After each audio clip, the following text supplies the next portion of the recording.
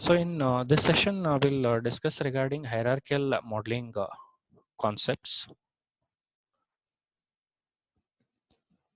So let us see what are the hierarchical modeling concepts which are present in the HDL. So what are the different design methodologies? So hierarchical implies you move from say one point to the other. For example, if I have to give the analogy, if you want say uh, if you want something to be addressed to the HOD, for example. So what you do is you first meet your mentor, mentor will go and meet the HOD and inform. So this is the hierarchical approach what you are using, or it can be sometimes in the reverse form. So it depends on what kind of approach is present in the society. Now here in HDL, right, we have different design methodologies which can be used in HDL, the digital circuit implementation. So the first one, if we just check, it is the top-down design methodology. So that is what we had discussed in the previous slide. Next one is the bottom-up design methodology, and the third one will be the combination of these two, which we can term it as hybrid design methodology, which is nothing but combination of top-down and bottom-up design methodologies. So the first one, that is the top-down design methodology. In this, we can see that the approach, we can see that it is moving from top level to the lowermost level. If I have to give an analogy for top-down this thing, so you have say a small area, and in which you have to build something, in which you have to build a counter or some other stuff. So you have a small area given to that.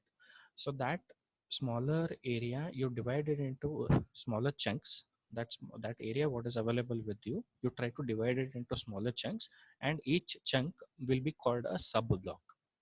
Now in that sub block, if still further subdivision is possible, you do that subdivision, and that we can again call as the sub blocks, or it can be called as the leaf cell. Now what happens in the higher level area, in that you want to build a counter. So counter is the top level this thing what is given to you. Now from in that counter, what all things are required? You might require gates, you might require flip flops, you might require say AND gate, NAND gate, whatever is there. Now what you want, you have sub blocks which are gates, flip flops, inverters. So these all things. So these are the sub blocks. Now when I'm speaking of NAND gate, AND gate, NOT gate, those gates are again made up of what? They are made up of switches. So if I'm able to divide that still further, that is the gates into switches I'll be dividing. But after switches, I don't have anything to be divided. But flip-flops, what I can do? Flip-flops I can divide it into n number of chunks. Say transistors, from transistors I can come down and build the overall transistor. Or it might consist of different logical implementations which are present over there. So this is what you try to. So you know that you have to design a counter. So that is the top level approach. But counter can be designed how? If you move from top level to the bottom level. So you first check out what subblock is present. Say it is, for example, it is a flip-flop.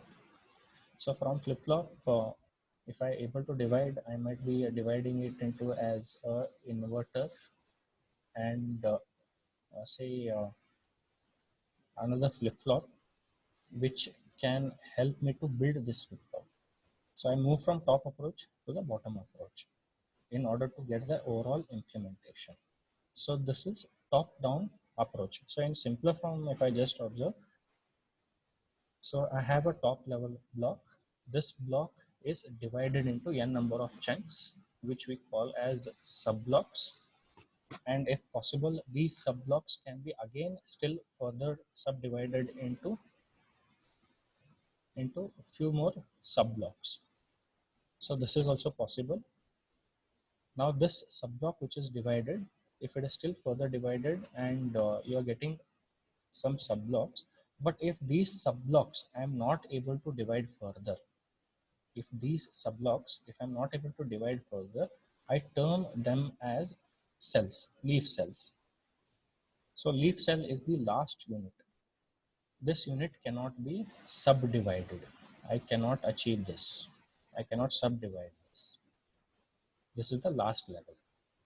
So top level you divide it into subblocks. Subblocks you can again divide it into subblocks. If the further subblocks I am not able to divide it, so that is the last this thing, which we term as leaf cell here. So we have just shown a simple representation in this case. So the next approach which we have, it is the reverse.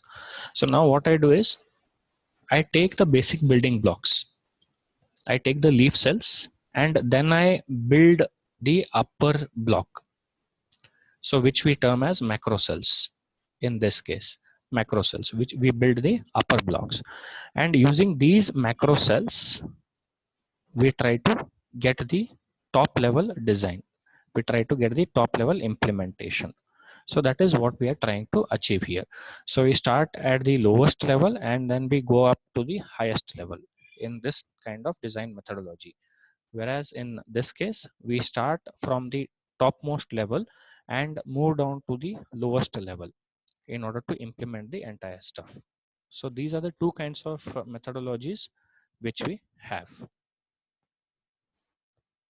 So this one is the reverse. So you have say switches. From switches you build gates, you build flip-flops. From flip-flops you build the entire counter. Flip-flops and gates you build the entire counter. So that is what you are trying to achieve. So as I specified, leaf cells are the last level of division which cannot be further subdivided. Subdivision is not possible. So that is termed as leaf cells. Then we have another two terms in this case. One is logic designers and another one is circuit designers. Now what does logic designer do? He basically tries to decide how the design should be structured. How the design should be structured. And how he achieves this is he takes the functionality and breaks it up. And this breaking will generate blocks and sub-blocks. So when I'm speaking of a counter, just for example, if I'm speaking of counter can be developed with what? Flip-flops. And it can also have some gates also along with it. So these flip-flops and gates can be obtained from what? I can obtain it from switches. So this all things the logic designer is looking after. He takes this functionality. So counter should count from 0 to 9. He takes this functionality, divides its functionality into different blocks or sub blocks, and tries to give the overall specification. So this is what logic designer is doing. He is taking the overall functionality and dividing it into chunks, what we call as blocks and sub blocks. So he's basically trying to decide how the design should be structured. Now here one thing to remember is switch is the last level. So after switch I cannot divide the switch further, which will be acting as leaf cell in our case, So now there is another one, that is circuit designers. So circuit designers, they try to look after the circuit implementation or design part. So here circuit design is related to the switches. So specifically for switches. So that we should keep in mind. So they are basically involved in designing the circuits which are in optimized form. And these circuits are nothing but at the leaf level cells. So that is at leaf level means they'll not be further subdivided. So circuit designers are looking forward for implementing or designing switches in an optimized way. They are trying to obtain the design of the switches in an optimized fashion. And these switches, since they are the last level and they cannot be further subdivided, we call it as the leaf level cells. So this is with respect to the logic designers and the circuit designers. Logic designers take the entire functionality, divided it into blocks and sub blocks, and circuit designers specifically concentrate on the leaf cells. That is, in if I'm speaking from HDL point of view, they go into the circuit level of representation or switch level of representation, or what we call as abstraction. So that is what they are concentrating on. So just an example of 4-bit ripple adder, how the top-down approach can be implemented or just represented. So I have to consider the ripple counter. I can implement this ripple counter using smaller blocks, which are nothing but T flip-flops. So using so these are the sub blocks. So this is the top level block, this is the top level block, and this is the sub blocks. Now, can I still further divide this sub blocks? I can still divide. I can implement a D flip flop, a T flip flop using a D flip flop and an inverter together. So that is what is represented here. I can implement a T flip flop with the help of D flip flop and inverter. So if I have to implement an inverter, I can, if I want, I can still go further and do the switch level of representation. So I can still go further, but this is the last level. Say I have the inverter, for example, and this is how I can implement the ripple counter. So when we look at the code, right, then we'll be able to identify what is meant by top down and bottom up approach in case of HDL. So this is just an example of a 4-bit ripple counter. So this is all for today. Let us meet in the next session.